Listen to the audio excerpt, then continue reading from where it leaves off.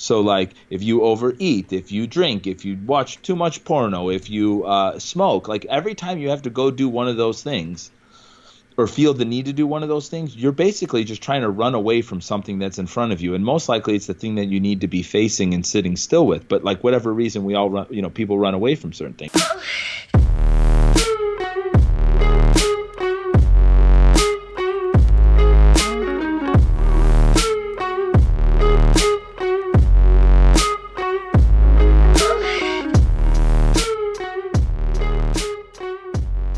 Thanks for tuning in to another episode of Lionheart Radio with your host, Rick Alexander. Today I'm joined by Angelo Sisco. He is an entrepreneur and he's the host of the Alpha Hippie podcast, a show that I personally had the pleasure of being on very recently. Angelo, thanks for joining me today.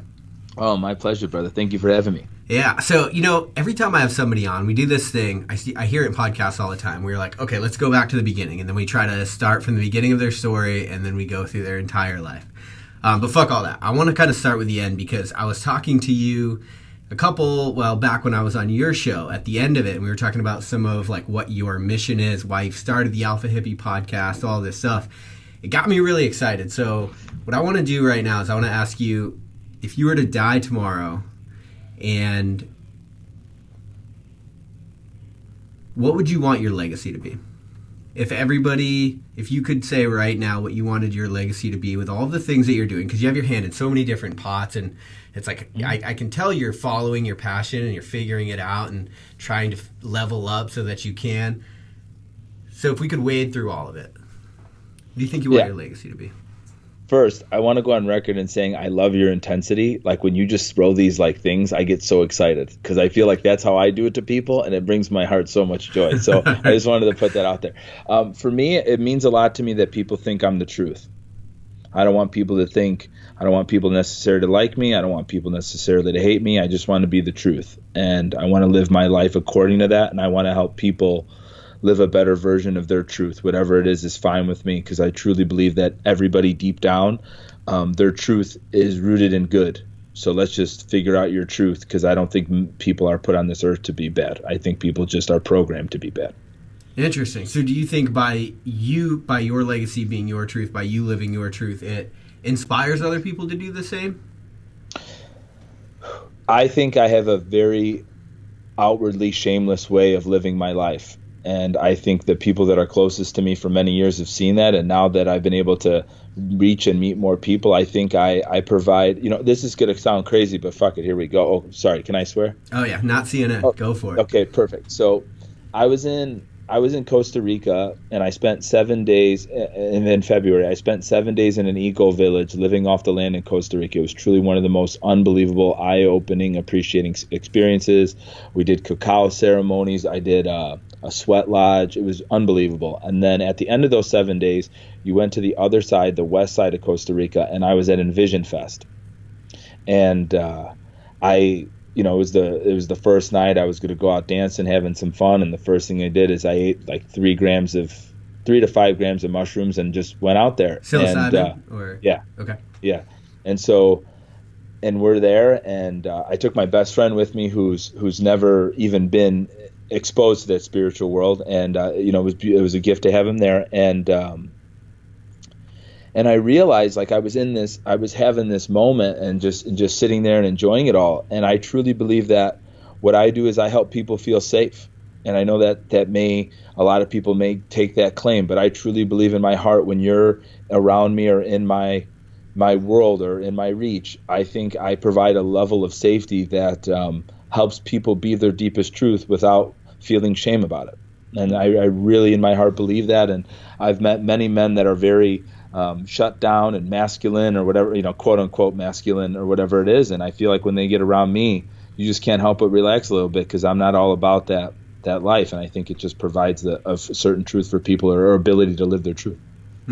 It's interesting. I think psilocybin's one of the things that has the ability to sort of show people the ultimate reality, like the ultimate truth about themselves, right? Yep. It sounds like that's what you were checking in with. Yeah, I think what it does is it cuts through the noise and lets you hear the things that you most likely aren't hearing, and also to be really connected to I've done ceremonies by myself, but I've also done it with people, and just the level of connection you get when you take that, when you're with people and you really understand that like we're all in this thing together. Yeah, right. So let me ask you this then, because you certainly weren't new to the entrepreneurial game prior to that, right? You were already in this world. What what did that cause for you to come back and do differently? Like, what have you changed since sort of having that, I guess you could say, profound truth? Yeah, for me, I got to tell you the truth. So I grew up in a little town outside of Chicago. My father was in prison from when I was 5 till I was 16. And for me, growing up in my life, the worst thing that you could have ever done was have a job, like take orders from somebody. This is like my father's like teaching. And so I've been an entrepreneur most of my life, and starting the gym and everything. When I did that, though, I really believe that I did that out of ego to show the world that I wasn't a loser, or that I was going to make something of myself. And I'd be lying too if I didn't say that I didn't want to make my daddy proud. And that's why I wanted to do it too. And I believe the older I've gotten, and over the last like 3 years, I started to realize that I did do those things for those reasons, but I could change the intention of them now, because I realize even what they were. When I was 25 or 26, I didn't realize why I was opening up a gym.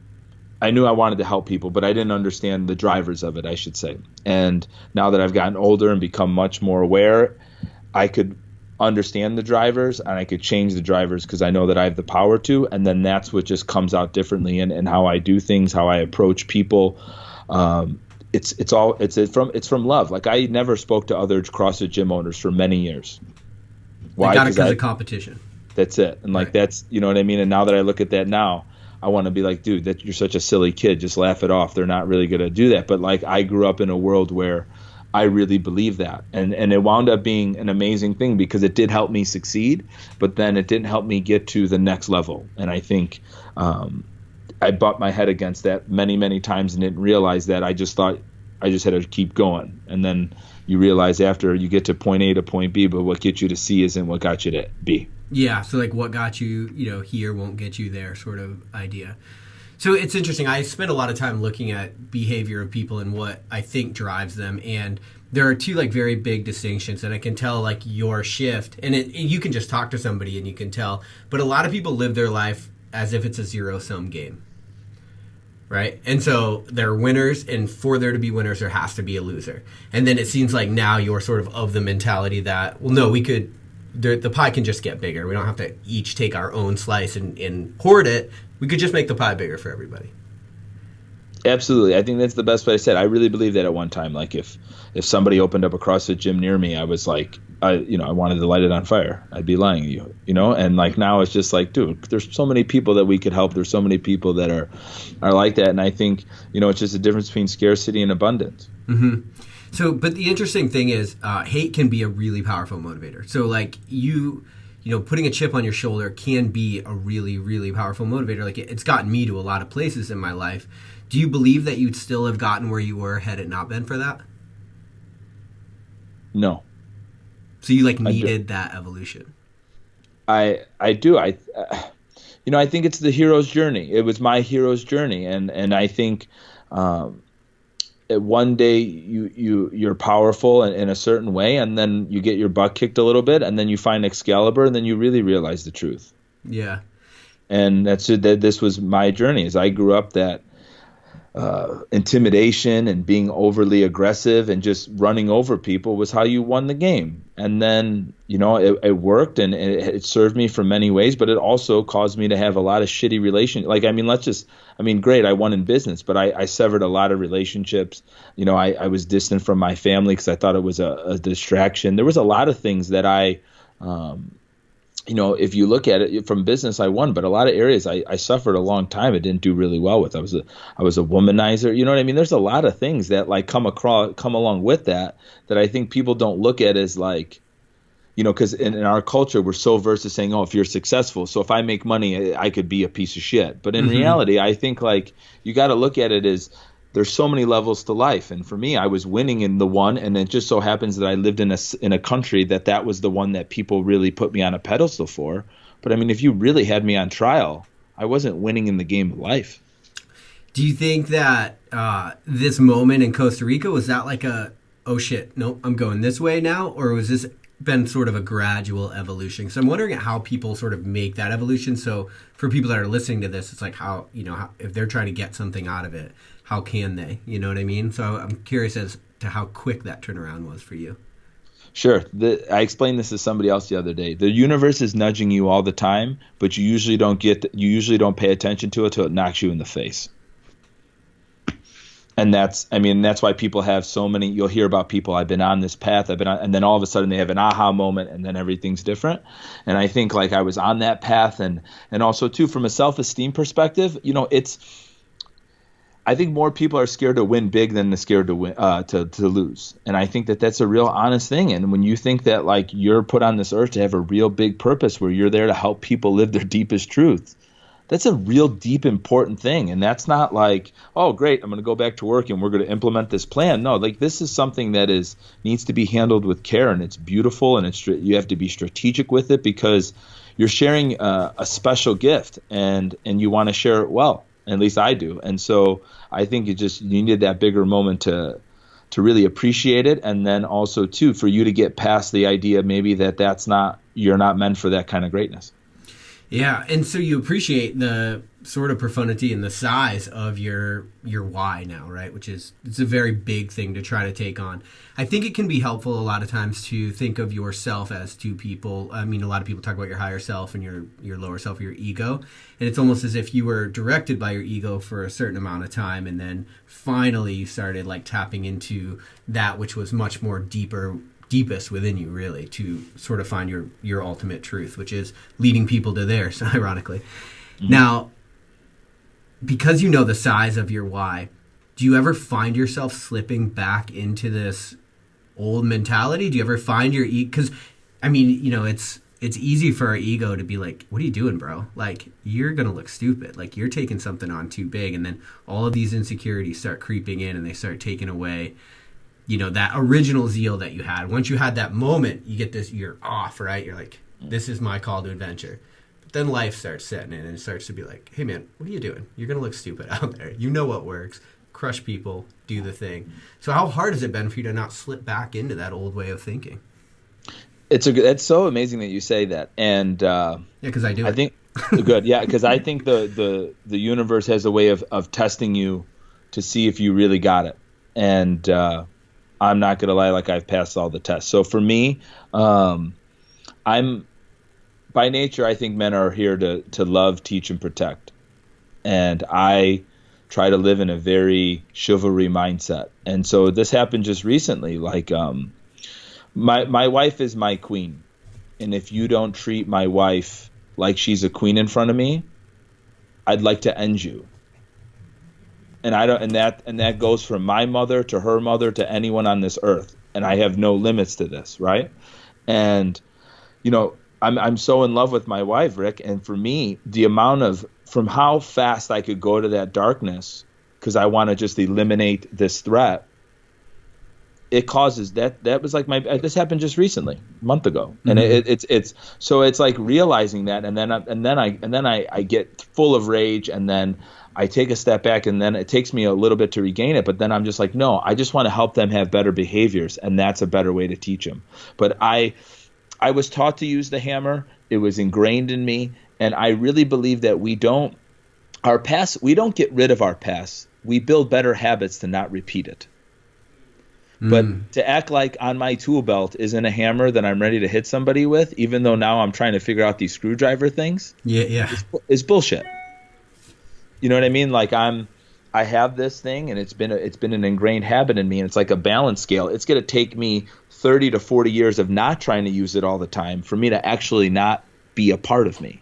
But for me, when it comes to my loved ones or family, I think that is still the area. And I think, anybody I've ever talked to about self-development, it's the most fragile area. And so for me, it still comes up the most in that, I would say, in my personal relationships and my family. And also too, because they've had almost 35 years of seeing me in a certain way. And so I've had to out myself and try to get them to understand that. But, there's certain people that they're not ready to see me how I want to be seen, and I love them, and they're still my family, but that's the reality. Yeah, and that's a really good perspective, because sometimes when we start making these changes, the world's not so receptive, right? And so people are like, I've talked about this before, but the way that people frame the world out, they have to put you in a certain context too, and their relationship with all of reality is contingent on their relationship to everything in it. And if you're in it, if you grow, then all of a sudden it makes them uncomfortable, because if you're somebody else and they're like, oh fuck, maybe I mapped the world, maybe I could be somebody else, and that's fucking uncomfortable, right? Because your growth made you uncomfortable, theirs is going to make them uncomfortable, and they might not be willing to face it. So it's interesting that you bring that up and you're cognizant of it, because it might make you, it seems like, at least able to understand a little bit better when you try to change. Sometimes we try to change, other people don't get it, and we get really frustrated. Like, when it's like, hey man, well, you've been this for 25 or 30 years, so you need to be easy on yourself when you start falling back into these habits, like you said. Start using the tools that you've developed over 25, 30 years, and then everybody else has known you that way too. And so you got to be like realistic about this change process. Absolutely. I think what people got to realize is, everybody's under a spell. Like, I see you, Rick, as this unbelievable, ambitious, super cool dude that's about to go run 250 miles and write amazing books and change life, right? And like, let's say one day tomorrow you wanted to not do that for some reason. It would be hard for me not to see you like that. And that's why, like, you could totally understand why so many people like redeem or protect other people, because they see them through this beautiful lens, or a certain lens, and then it's really hard to do it. So for people, it's just understanding that it takes time for people to be like that. I think I've had a lot of conversations with outing myself for my poor behaviors and asked them for support on helping me be this better version of me.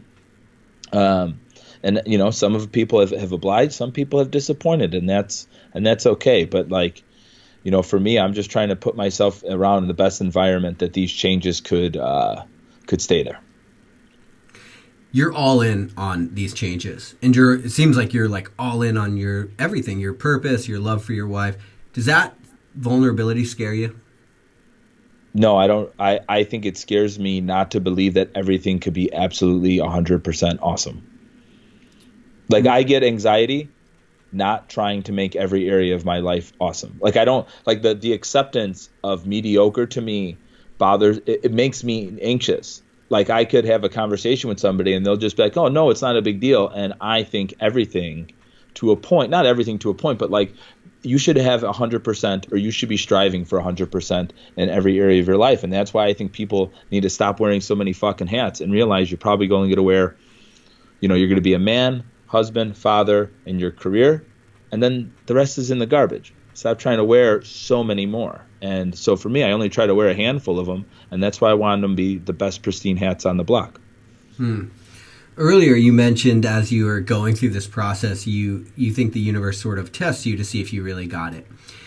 Do you actually frame it that way? Because a lot of people, I think they make subconscious decisions, and then they look back and they're like, oh fuck, I've been going down this path for X and I didn't even realize it.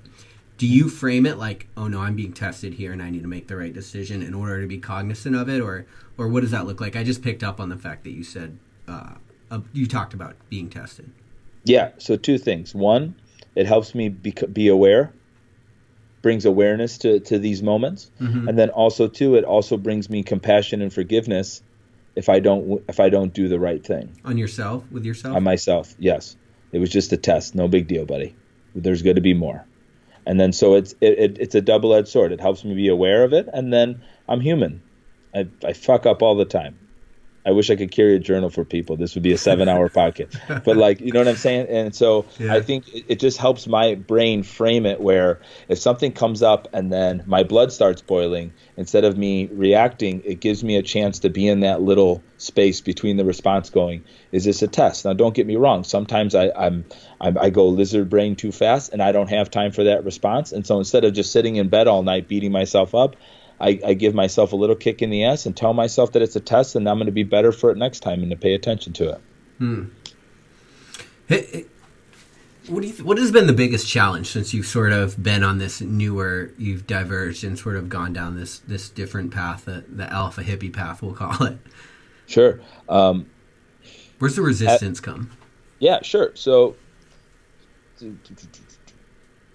The reason I ask is there's so many people like trying to live original lives, trying to figure out what that means. And it seems like you've done a really good job of mapping it out and getting past the insecurities and stuff like that. Yeah, thank you. And I appreciate that. So here's my biggest struggle is having a lot of empathy for people that know better that don't do any better. And so I have such a hard time. So when if I see somebody struggling and they could say what they're doing better, I have to step back and really appreciate, well, what are the reasons that they're not doing better then? And so for me, like, just fully understanding people's emotions. I'm a very I was taught this by I have a relationship coach now because I want to be a good father. So me and Rocio have a calls with Annie Lala, who's our coach. And the first week of calls, she broke this down for me, and it made complete sense. There's three geniuses. You're a genius in the physical world, you're a genius in the thought world, or you're a genius in the emotional world. Okay?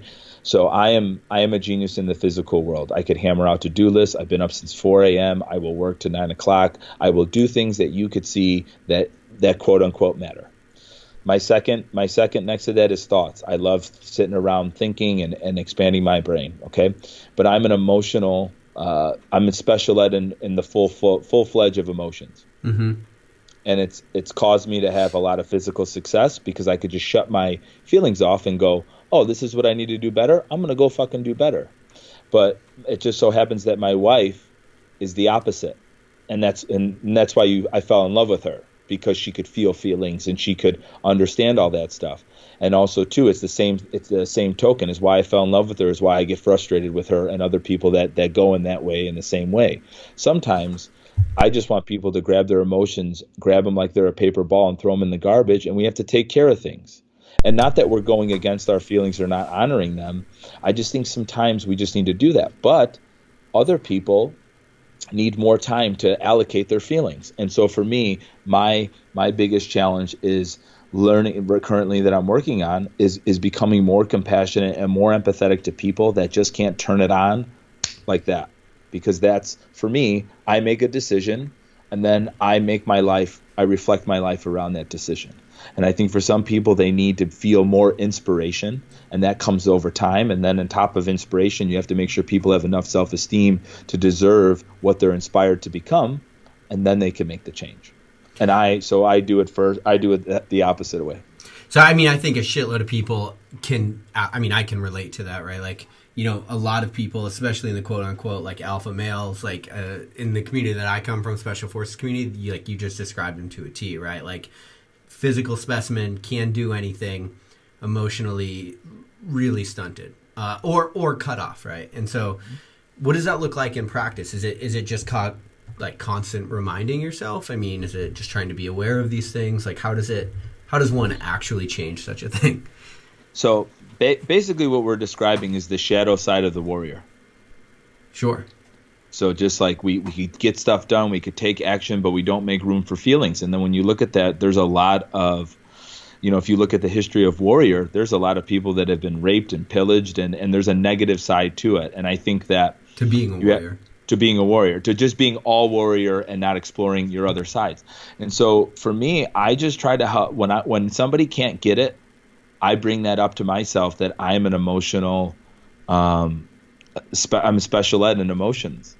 And just because I'm great in that. So I try to bring up to my brain my shortcomings, because when you're in your genius and somebody else doesn't get your genius or get there as fast as you can or anything like that, it's almost a joke to you because it's your genius, because this doesn't take any energy for me to be like this. But for me, if you want, so here's a good example. My best man, I recently had another wedding ceremony in St. Lucia with my family, and my best man was there, and I wanted to give him a gift. And he's been my friend since I've known him for over 20 years.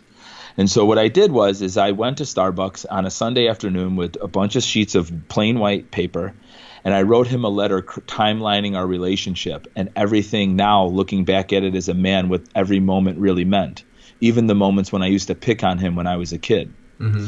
And long story short, I was there for 45 minutes. There was at least a pile a foot high of napkins for me crying like a fucking sissy, no boogers everywhere. And then guess what happened?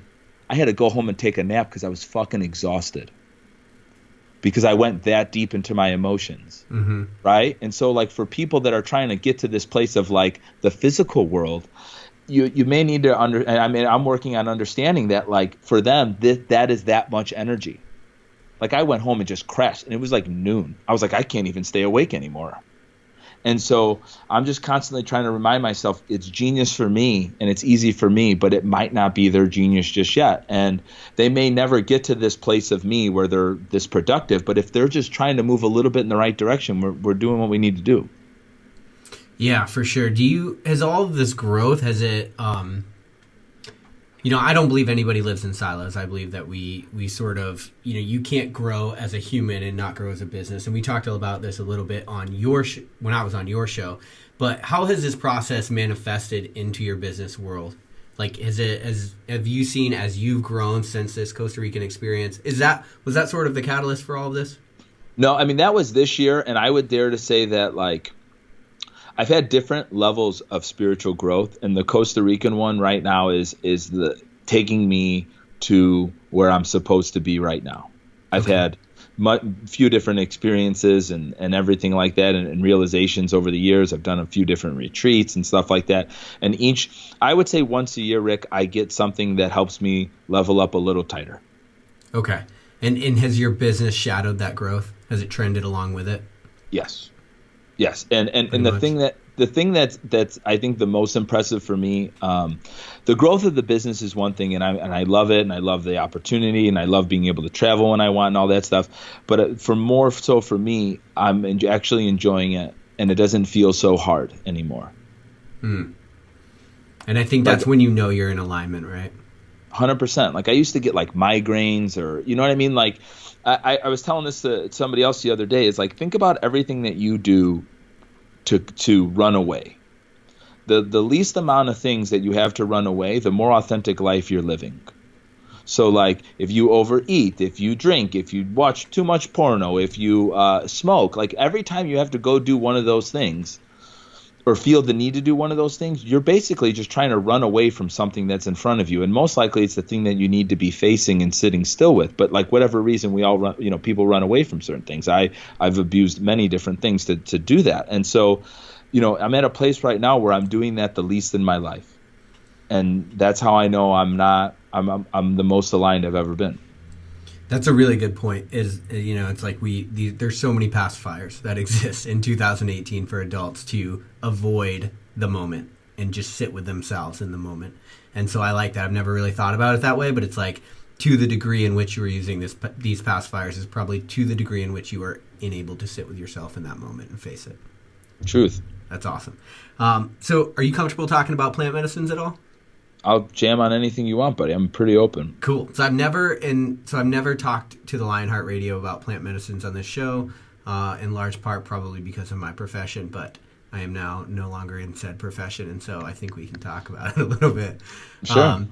Because I think if we look at you, the reason I'm bringing it up, if we look at you and your evolution, I've talked to you a lot about growing up, starting, fathers in prison, you only had the hammer to this point now where you're much more open, you're much more accepting of things, and you're much more developed as a human being. And I don't want to be the person that says drugs are the thing that people should do, right? And I've always hesitated on whether I should talk about that in this context or not. And so I'm curious with you, what is the role that plant medicines have played in your growth and in this evolutionary process of you as a human? This is a great question, and I'm happy to really talk about this.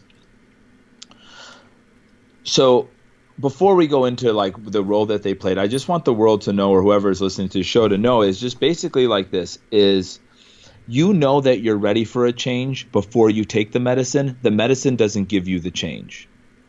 So that's a great point. And that's the one thing I want to say is like, I didn't eat mushrooms because it was like cool. Is like, I knew that there was something more. And right now, for whatever reason, I needed help and I didn't have the ability to go there. So I wanted to go there. And so what these things do is they just help you go there. But you must know first that you have more potential, or there's something blocking you, and that there's a reason you're doing them. And I think that that's like the most important thing. And so for me, I just knew that there was certain things that I wasn't accessing in myself emotionally, and that my hope was by trying those and experimenting with them, that it would allow me to feel safe enough, or maybe even just put my hands down enough that I could feel all of these feelings. And is that what you got from it? Was it what you 100%. thought? Yeah, so like, I don't want to be all sensitive and vulnerable, like, crybaby, but here's the deal. It's like, big boys don't cry, okay? And this is something else that like I grew up in my life is, so my father's a beautiful man, and this is by no means painting a picture of him not being that, because all of these amazing attributes I have, many of them come from directly from him, and I see that now more than ever. But like when we would go to prison visits, my father had this assumption that when we were leaving, that if the prison guards saw me cry, my sister and my mother could cry, but if I cried, that means that they won. So I played a game from 5 years old, even though I wanted to miss my daddy, that I wasn't allowed to cry. So I was programmed to not be allowed to feel all of these feelings. And don't get me wrong, in many instances, and I'm sure for my father, in prison, it probably does you well not to feel those feelings. But if you're a 7-year-old, 8-year-old, 9-year-old, 10, like think about these formative years. Yeah. I just blocked it off. Right. And so I also grew up in an environment that reinforced them being blocked off, because you could only guess, where do you think the other kids' dads that I hung out with were? Same. Prison. Yeah. Like, I mean, this was a very normal thing. So it was a behavior with this kind of street mentality that was just really reinforced. And so for me, I just wanted to be able to feel them and not have to feel guilty or like a fucking pussy or a cunt, if I felt them, because that's the first thing I think, even when I cry to this day. Yeah. Like that's the automatic thought. Is like, you fucking pussy. Right, Like, you know what I mean? Right. Like, and so for me, I wanted to dive into those things in the hope that they would expose me and allow me to be exposed to all of these feelings. It wasn't, but it was me first consciously knowing that I wanted more and that I was capable of more. And then that followed. Go ahead. So did the psilocybin, did it help you go back and wade through these sort of earlier experiences and figure out where they were coming from? Because, even that, although now it's like you look at it and you can talk about it and you're like, yeah, this was a thing that definitely at 7 I should have been able to cry. But, and you can frame it in that context so it's obvious now. But us growing up, we don't necessarily, we don't think about those things as much, right? And so... Right. Yeah, so for me, like, I had a lot of issues also, too, with my mother. And my parents were the first place of my healing, because obviously I think the majority of us all need to admit that we're carrying around their system, right? And so for many years, I did not. I mean, so between my parents, I had trust issues, and I could totally understand now too why for many years I was promiscuous or womanized or whatever you want to call it. Is I grew up not having full trust in my mother. Simply because I had a father that was verbally abusive and physically abusive, but my mother didn't defend me. So she watched it happen. Mm-hmm. So it was her witnessing it that, believe it or not, gave me more trust issues than my father being the way he was. And so I grew up with a resentment to my mother for not being there. And I was in Encinitas, California, in Mike Bledsoe's house. It was me and a shaman, and I really, for real, it was one day, and it was beautiful. It was just me and him in there, and we I journaled about these things, and I spoke with him about these things. This was a very intentional thing for me. Like, I don't do these things, like I said, like I do them for answers. I don't do them just because. And so as pacifiers, right? Because that's what a lot of people do. For sure. Yeah. Like we talked about, like doing that is no different than the guy that goes for a drink at the bar. They're really in the same neighborhood. But if you have a true purpose for it, intention. Yeah, and so, like, I realized that, man, my mother's this beautiful, loving woman that loves her family unconditionally, but she didn't have the self-esteem to stand up for me. She can't even stand up for herself. So how is she ever going to stand up for me? And then I grew this unbelievable amount of compassion for my mother. And now when I see her as this beautiful woman with a little girl inside of her that doesn't know how to stand up for herself. So why am I going to keep kicking her in the head now that I know that she's a little girl and she couldn't have done it for herself, let alone for her babies? And she wishes she could, but that she didn't have the capacity at that time. And that was one of my biggest awakenings, my first ones. It was brilliant. And then I realized all the amazing things that she did teach me. And one of the biggest things that she did teach me was how to love and create family and community. And no wonder I have a CrossFit gym that is a beautiful community, because my mother instilled that in me. But I was too worried about why she didn't make sure that that I felt good in that sense during those harder moments with my father. Yeah, and if you, and I appreciate you being truthful, which I guess that's your legacy. So, but I appreciate you being so truthful in the show. But if you think about it, like one of the things that would be really hard to replicate is all of the deep work that you just talked about. I mean, you're talking about thousands of years of talk therapy in order to try to get to that point, right? And that's what I think the beauty of some of these plant medicines is.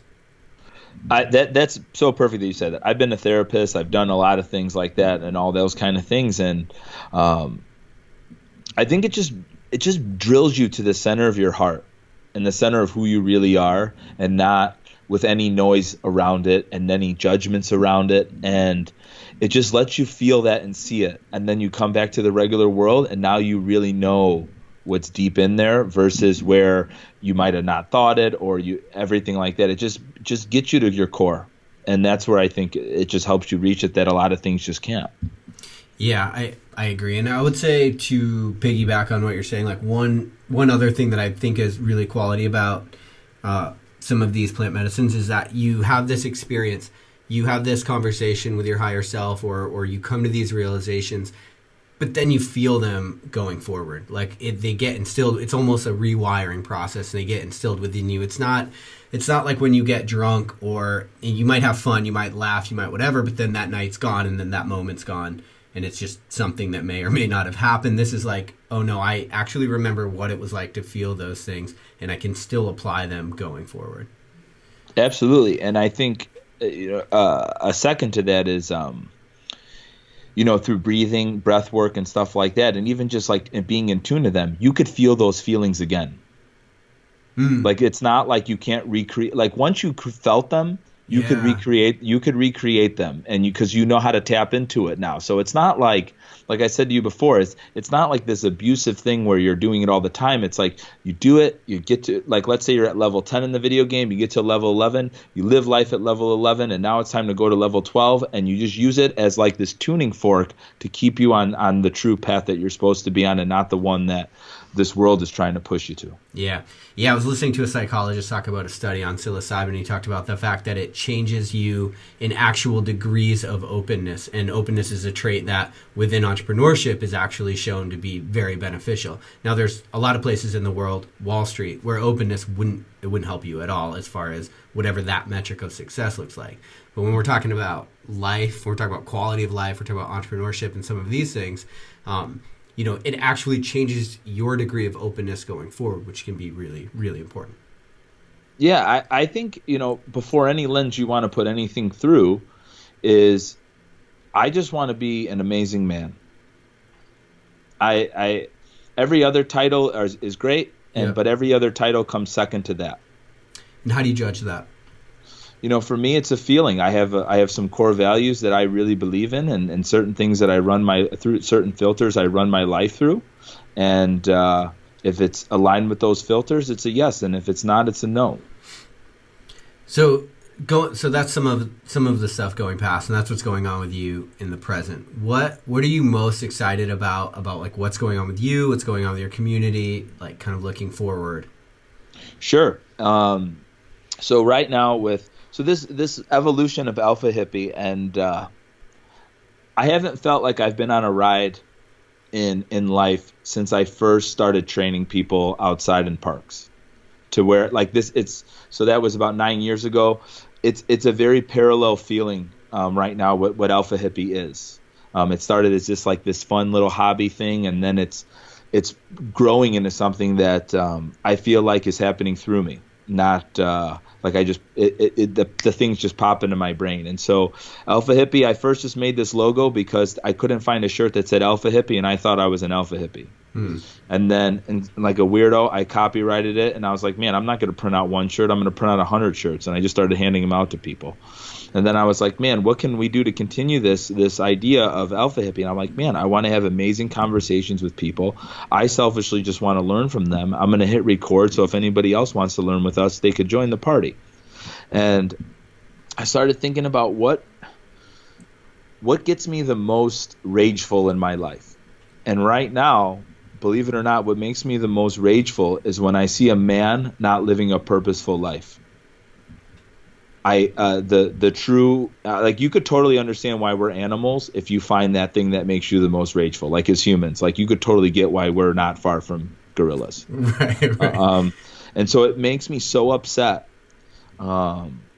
with when I see a man not living in integrity, not doing what they say they're going to do, not just like doing things to make them proud and accepting less of themselves. It really makes me so rageful. And so, like, usually my first response for many years was to bully a man that wasn't like that. Which, I mean, is very natural if you look at nature, but you know, we're humans too. So what could be better? And I was like, man, what if I created a course that basically reflected all of my growth and the things that I'm doing on a daily basis to help me live a more authentic life. And so this week we launched the beta group of Alpha Hippie Masculine Mastery. And so I have the podcast, but along with the podcast, I just started this course. I haven't really done much promotion. It's only been through a few phone calls and some crazy people that were happy to do this thing with me. And so I just got done this week with the first call, and it's just a 10-week course that I've put together to help men live a more purposeful life, and the practices that we need to do to keep us in the position to live our best life. I think that's where people miss it is, okay, so you find out what you really want, you find out what you're about, but now you need to put your body, your mind, your spirituality, and your emotions in the best position so you could uphold those values all the time. And so that's what the course is about. It's about finding out those things, and it's about finding out where we're living congruent in our life to those things, and it's about finding out where we're not living congruent to our life as well, and what we're going to do to have those hard conversations and make those changes. And we're going to have a support system for men to be able to do that, and then also the practices to make a difference and make sure people are taking care of themselves. You know, the most popular email that I get on the show is, and actually mostly men, it does seem like, but are they shoot me an email and they say, like, nothing's, and I bring this up on the show because I get it really a lot, like weekly almost, nothing's really wrong, but nothing's really right. And what's interesting is you talk about these purposeless men, but the reality is nobody's taught to find their purpose. Like, that's not even, you're taught to be a cog in society. You are not taught to fucking find an authentic life. And then, so it's like, where do people, and we'll plug the course and stuff for sure, but just for the sake of the conversation, like, where do you start with that?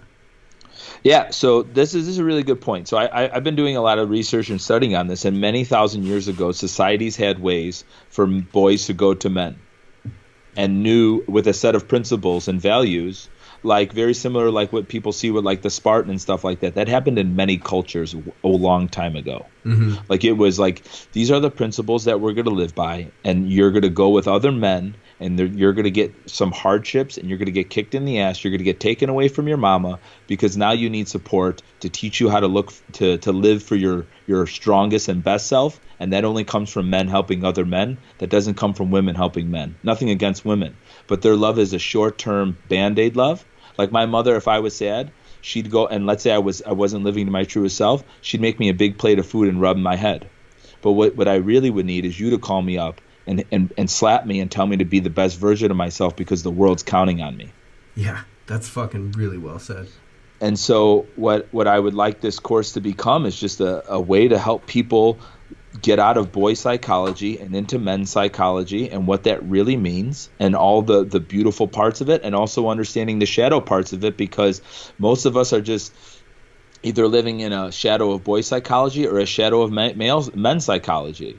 And we need to realize that I really think we're all kings, and we could all be kings, but we need to help each other be kings. We can't hate each other to be kings.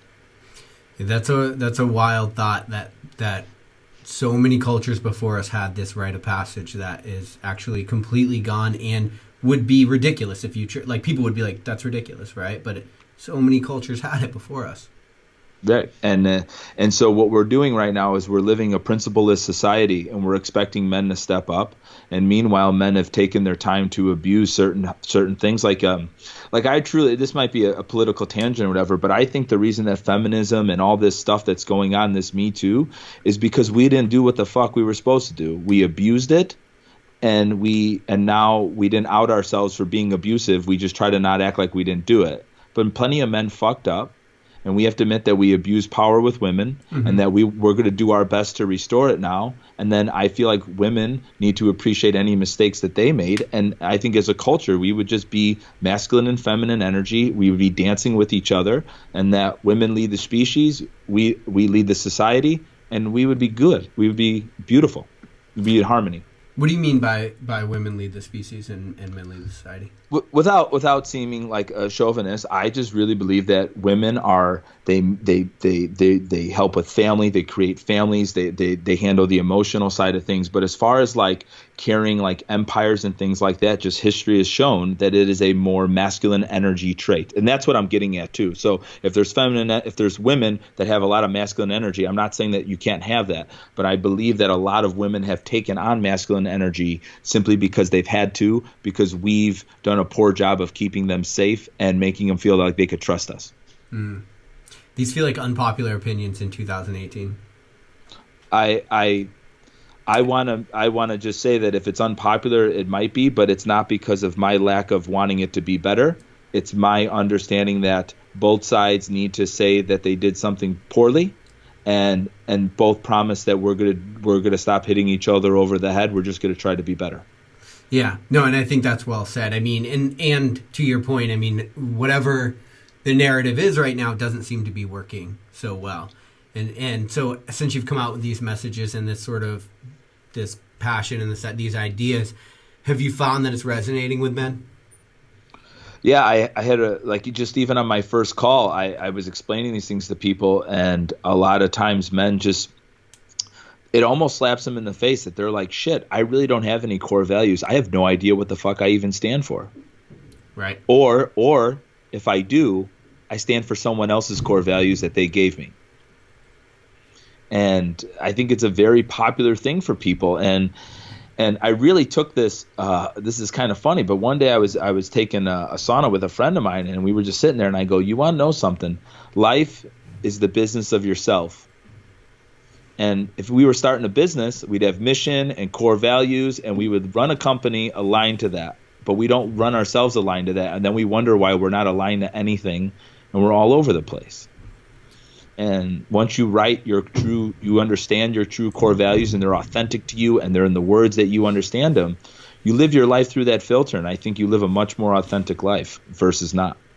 Yeah, no, I think that's a great point. In The War of Art, the book by Stephen Pressfield, one of the things he talks about is running yourself, your personal life, as if it were a business. And, it would help you not be so damn sloppy in your personal life, right? Because you have values that you have to adhere to. You have a mission that you have to get done. And so thinking about it in that context can be really productive, I think. Yeah, it was so funny. I came up with it one day, and I go, man, I'm onto something. It really made sense. It just hit me like, you run it through there, and if you ever run a big company, you don't sweat the small stuff as long as your mission's going the right way. And I think it's a beautiful way to live your life. Yeah, I completely agree. How can people get that course, by the way? Okay, so this may sound like I'm not a really good entrepreneur, but I have no true plan for it just yet. If you'd like more information on the course, you could message us on Instagram at the Alpha Hippie, and the email is thealphahippie@gmail.com. Like I said, I'm just finishing up week 1 of the beta group, and I'm sure I'm going to go back to the drawing board on a few things before we finish out these 10 weeks, and I do another beta group. But I want to feel like we have a really good recipe, and so that's basically where I'm at right now, is still in the stages of developing this. But like I said to you before, I think I'm really onto something, that this is where people are at, and I want to help make people better. Yeah, get me in on that second group. You got it. All right. So we didn't talk. There are a lot of things that we didn't talk about in your, in your past and even in your business life and what you're doing, because you are coaching individual CrossFit athletes. You're consulting with gyms. You're doing coaching calls. You have a lot of entrepreneurial endeavors on the side. Plus, you have the Alpha Hippie thing, which is sort of what we focused on today. Yes. So if you could take all of these things that you've done, all of the growth that you've had, all of the lessons, and you could boil them down. You were given a microphone for 1 second, and you were able to say something that everybody in the world would hear. It would be translated to every language. You could give advice. Everybody would hear it. What would you tell people? And it can be on entrepreneurship. It can be on life. It can be on growth. It can be on whatever you think is important for people to hear. Wow, this is such an amazing question.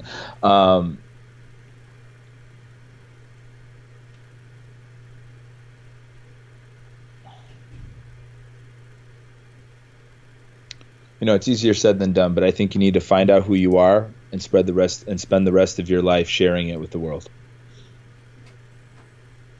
And for me, like, I believe I'm a teacher, and so you named all those things that I do, but every single one of those things is a lens of a teacher. But so, go ahead. It's just so hard for people to. You just made the distinction of the things that you do and who you are. It is so damn hard for people to find out who they are without wrapping their identity in the things that they do. Mm-hmm. So how have you begin separating that process? For me, I think people need to take a real account of what gives them energy. What gives them energy? What would you do for free? And what are you curious about? And I think if you really made a list of those things, you would find certain themes in all of them that would make sense. And like I said, like, I'm a teacher, so every endeavor that I take on is through a lens of me being a student, because that's the first part of being a teacher, and then me sharing what I learned. And so all of these things that I do, I have the gym, and there's everything that goes into owning a CrossFit gym. I have a nutrition coaching company that goes into everything that's mentoring a beautiful young entrepreneur that basically is the engine of it. There's my business coaching, which basically I just teach these entrepreneurs how to be authentic. And the rest of it takes care of itself. I'm not a tactics person. I don't know how to do Facebook ads. I've never done a Facebook ad. I'll never do one. Because those are, I believe, the things that I teach are the hardest. They're the nonlinear, but they're the thing that's the biggest lever. So I focus on that. And so, like you said, like, I coach CrossFit Games athletes. I'm more of a guru in your brain than I am in program design. I think it's all pretty much the same, but I definitely think how I could get you to see yourself and talk to yourself in the middle of a workout is the difference between it all. For people that are listening to this, I think one of the things to pay attention to is the fact that your ideas appear to be so well thought out. And so sometimes, there's a lot of people that exist in the fitness space that they don't know dick. They're not original. They're essentially just copying everybody else that they see.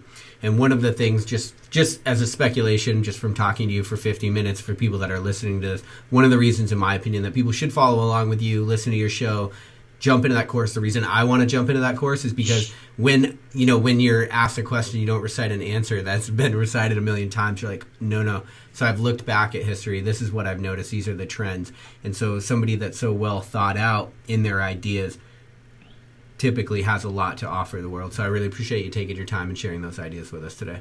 No, it was my pleasure, man. I love you, and I'll definitely let you know about the course and whatever I could do to support you and any of your listeners in any way. I mean, even if you're a listener and you're listening to this and you just have a quick question, shoot me an email. It's not about money. It's just about help and support. So just let me know if there's something I could do to support any of your fans, or, like I said, listeners. If you need some love, just let me know.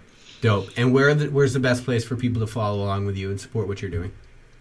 So right now there's the Alpha Hippie on Instagram, and then what we recently did is we made the Alpha Hippie Tribe, which is a closed group just for people that are a fan of the show and fan of what we're doing. And I post questions in there and videos and content, and there's some thought leaders like yourself that are in there that are there to support. So any of those two places, and like I said, that email, the alphahippie@gmail.com, it goes right to me. I'd be happy to answer anything I could do to help anyone.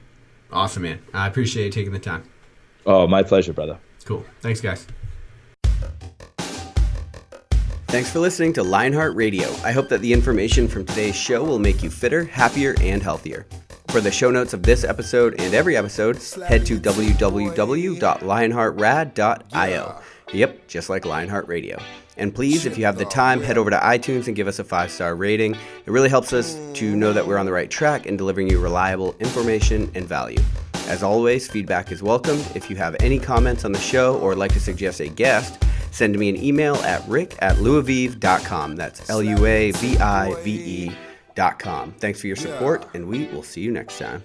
Bitch, I feel good. Don't I look stupendous? My shine is so endless, and shit you can do to end this. Even when I'm dead, niggas still gon' bump that chip shit. Coke, white, Escalade on cinches for you dipshit. So you won't forget this. Me and Rest, nigga, be the coldest. Cleveland.